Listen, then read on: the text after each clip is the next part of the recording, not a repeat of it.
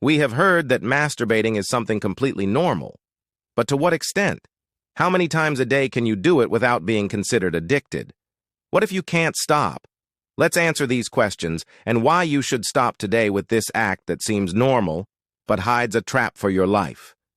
Before we begin, I would like to apologize for the exaggerated cover, but I needed to draw your attention to this 21st century issue that weakens and harms all our young people and adults, leaving us without willpower. In this video, you will understand what happens to our brains scientifically and philosophically, and what Stoicism has to teach us about this vice. Also, remember to subscribe to our channel and activate the bell so you don't miss anything. Now, let's begin. Current medicine is quite clear in stating that masturbation is completely normal, not only in humans but also evidenced in dogs and other mammals. But this view of normal masturbation was not always so. In the past, masturbating was thought to be immoral, especially in men, because unproductive seed production prevented people from reproducing. In the case of women, it was believed that masturbation could distance them from men by finding pleasure on their own and without assistance. To this moral burden was added the physical burden, stating that masturbation caused diseases, so it was not advisable to practice it at all. But let's return to the present.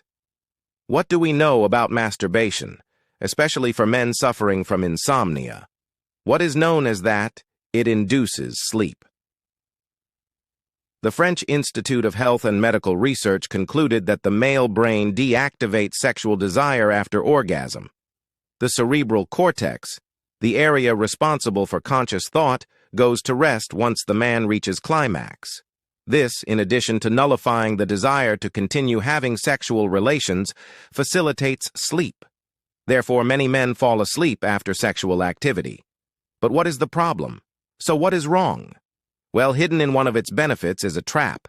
And if you frequent this channel, you will see what I am talking about. Masturbation releases dopamine in your brain. This hormone is responsible for making us feel better, providing calm, relief from stress reduction, and a sense of reward. This is caused by dopamine, and is so pleasurable that some people become addicted. The Diagnostic and Statistical Manual of Mental Disorders incorporated hypersexuality disorder. This classifies excessive masturbation under the category of obsessive-compulsive disorder, another vice that leads to mental and also familial destruction. In many cases, you won't be able to control yourself and you become a slave to yourself, a victim of lack of control. Thus, seeking relationships with prostitutes, with multiple people, and, as we saw in a previous video, excessive consumption of pornography. These are ways that a dopamine-saturated brain finds to obtain pleasure. Pay attention. Addiction to masturbation comes from chemicals released in the brain. And as our brain adapts to the release of these, it feels the need to continually find the codes that generated the stimulation.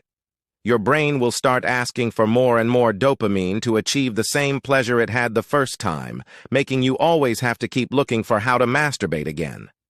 This reaches an exaggerated point when your brain realizes that the release of dopamine is excessive and begins to block receptors in an attempt to stop you.